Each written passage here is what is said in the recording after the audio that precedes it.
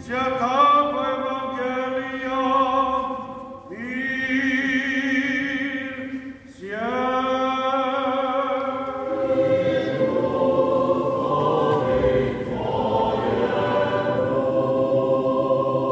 От Матея Святого Евангелия чтение.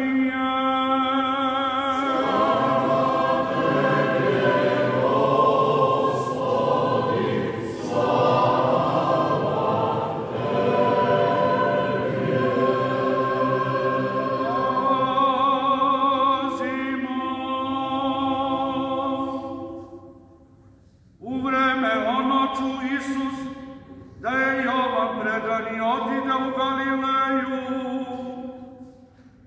I ostavivši Nazaret, dođi i nastani se u Kapernaumu, Primorskoj, u krajevima Zavulonovim i Neftalimovim, da se ispuni što je rekao prorok Isaija, govoreći: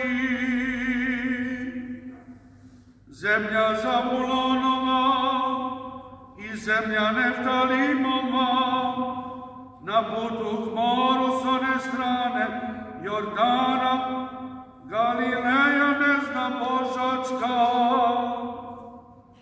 Narod koji sedi u tami, vide svetlost veliku, i onima koji sede u oblasti i sedi smrti, svetlost zasija.